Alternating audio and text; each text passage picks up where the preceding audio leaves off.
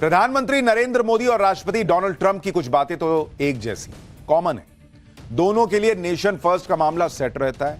दोनों ताबड़तोड़ फैसलों के लिए जाने जाते हैं। दोनों प्रेशर का लोड नहीं लेते बॉस, और दोनों के खिलाफ एक पूरा इकोसिस्टम या कहिए कि डीप स्टेट लगा रहा, जो चाहता था कि वो चुनाव हार जाएं। और इसलिए मोदी ट्रंप की जोड़ी के बनते ही उस डीप स्टेट, चीन, कनाडा, बांग्लादेश के कट्टरपंथियों का सबका मीटर चालू हो गया है बॉस।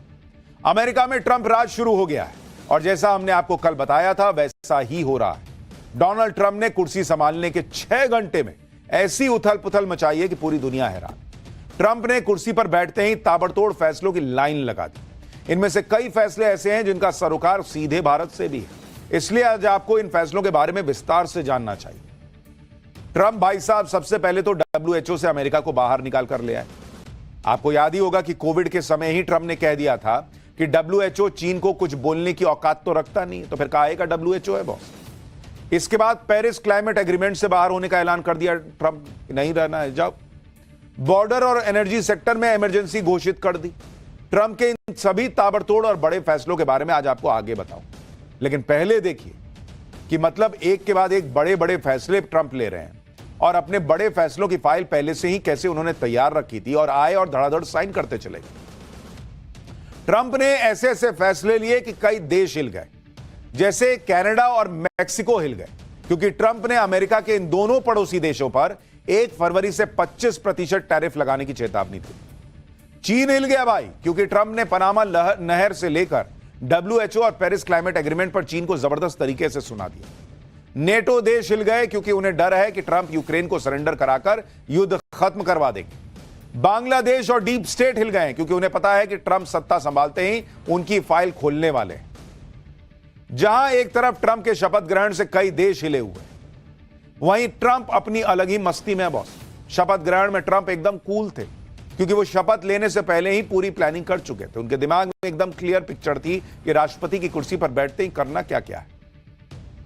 इसलिए भाई साहब नाच रहे हैं, गा रहे हैं, मस्ती में सब ऐसा लग रहा है कि कुछ लगा के आए थे। समारोह के दौरान वो नाचते गाते झूमते दिखे। एक बार ये एलन मस्क का नाच गाना भी देखिए।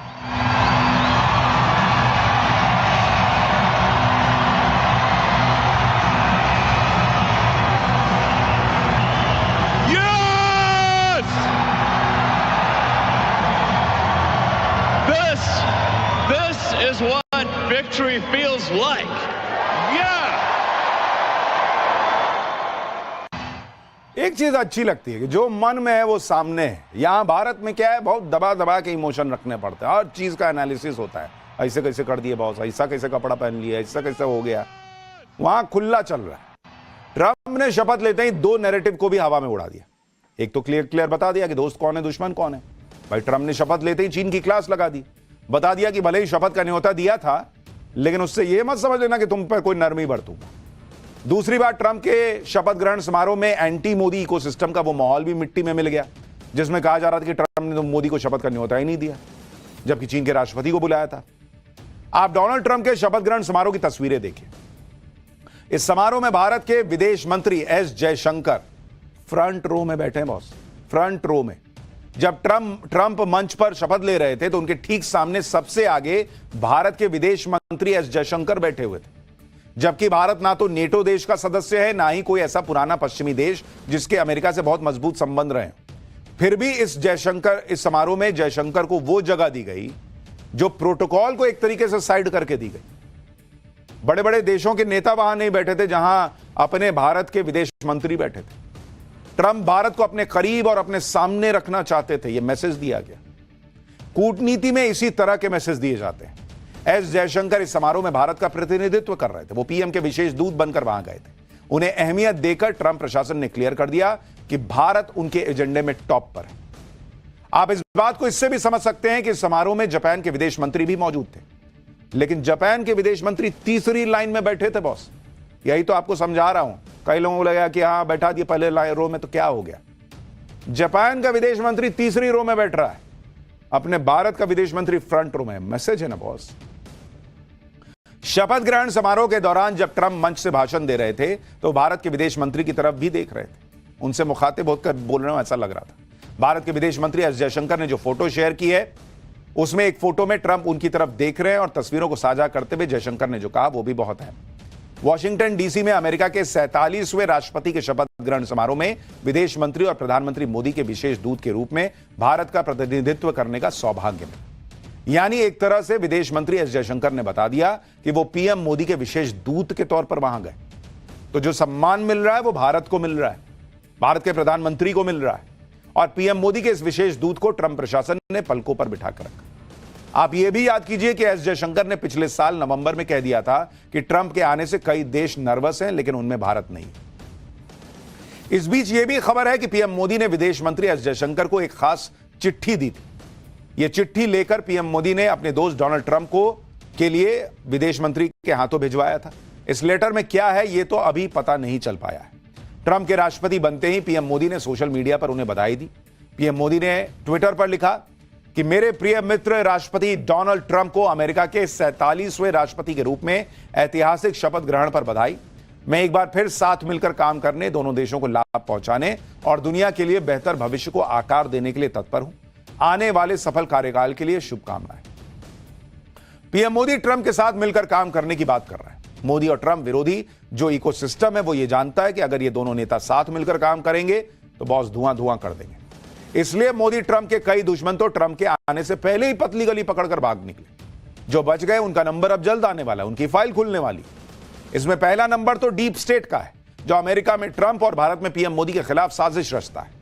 दूसरा नंबर बांग्लादेश का है, जो डीप स्टेट के इशारे पर भारत से पंगा ले रहा है। बांग्लादेश में हिंदुओं के साथ जैसा बर्ताव हुआ उस पर ट्रंप और मोदी पहले से ही भड़के हुए। तीसरा नंबर जॉर्ज सोरोस का है, जो पर्दे के पीछे पीएम मोदी को कुर्सी से हटाने के लिए जबरदस्त फंडिंग करता रहता है, और वो जॉर्ज सोरोस जो है वो डोनाल्ड ट्रंप को भी फूटी आंख नहीं भाता।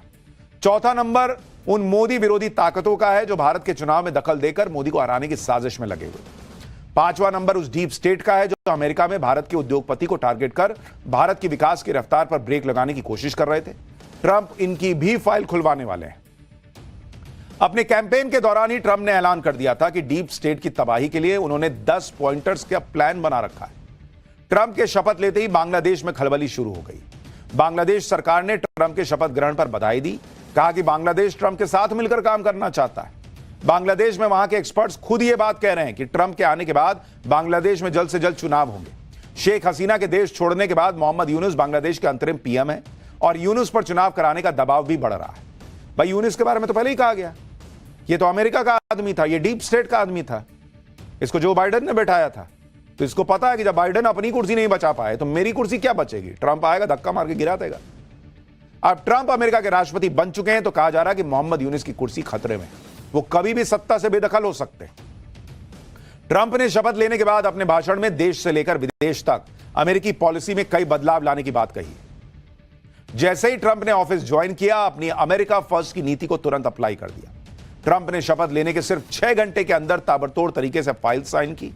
बाइडेन के पूर्व राष्ट्रपति जो बाइडेन के 78 फैसलों को पहले दिन पलट दिया भाई ने, जिनमें से कई फैसले तो ऐसे थे जिनके बारे में ट्रंप पहले ही हिंट दे चुके थे कि ना बर्दाश्त करूंगा मैं। कुछ फैसले ऐसे भी हैं जिन्हें जानकर हर कोई हैरान रह गया। ऐसा ही एक फैसला वर्ल्ड हेल्थ ऑर्गेनाइजेशन, वो WHO नहीं है, अमेरिका उससे बाहर निकल आया WHO से कि नहीं रहना है तुम्हारे साथ, तुम क्या संगठन हो जी बात। और इसके बारे में मैं आपको विस्तार से बताऊंगा कि इस फैसले का क्या मतलब है। लेकिन पहले आपको ट्रंप के कुछ और बड़े फैसलों के बारे में बताता हूं। जैसा कि सबको पहले ही अंदाजा था, ट्रंप ने राष्ट्रपति अमेरिका में कैच एंड रिलीज पॉलिसी को खत्म कर दिया। यह पॉलिसी कहती है कि अवैध प्रवासियों को पकड़कर उन्हें अमेरिका में ही खुला छोड़ दो, वापस उनके देश मत भेजो। ट्रंप का कहना है कि इस पॉलिसी के जरिए बाइडेन प्रशासन ने अमेरिका में अवैध रूप से एंट्री करने वाले अपराधियों को शरण दी है। हटाओ इसको। अवैध प्रवासी समस्या से निपटने के लिए ट्रंप ने अमेरिका मेक्सिको बॉर्डर पर इमरजेंसी लागू करने का आदेश दे दिया। ट्रंप ने कहा कि इस बॉर्डर से अवैध प्रवासी और अपराधी अमेरिका में एंट्री करते हैं। ट्रंप ने अमेरिका में जन्मजात नागरिकता को भी खत्म करने का फैसला किया। अमेरिका में 150 साल से कानून है कि अगर किसी बच्चे का जन्म अमेरिका की जमीन पर हुआ है तो वह बच्चा अमेरिका का नागरिक माना जाएगा, फिर चाहे उसके माता पिता किसी देश के नागरिक क्यों ना। ट्रंप ने कहा कि वो अमेरिका में अवैध रूप से रह रहे या फिर अस्थायी वीजा लेकर रह रहे विदेशियों को जन्मजात नागरिकता का लाभ नहीं लेने देंगे कि कुछ दिन के लिए वीजा लेके आए, बच्चा वहां पैदा हो गया, अमेरिका का नागरिक बन गया। ट्रंप ने यह ऐलान भी कर दिया है कि अब अमेरिका में आधिकारिक तौर पर सिर्फ 2 जेंडर होंगे, महिला और पुरुष। ट्रंप ने चुनाव प्रचार के दौरान कई बार ट्रांसजेंडर समुदाय के खिलाफ बयान दिए। ट्रंप का मानना है कि अमेरिकी सेना में ट्रांसजेंडर्स को शामिल करने से अमेरिका की सुरक्षा व्यवस्था कमजोर हो रही है। ट्रंप ने कहा कि वो कनाडा और मेक्सिको पर 25% टैरिफ लगा देंगे। ट्रंप ने कहा कि अब तक अमेरिका की सरकार दूसरे देशों को अमीर बनाने के लिए अपने देश के लोगों पर टैक्स लगाती थी, लेकिन अब वो अमेरिका के लोगों को अमीर बनाने के लिए दूसरे देशों पर टैरिफ और टैक्स लगाएंगे।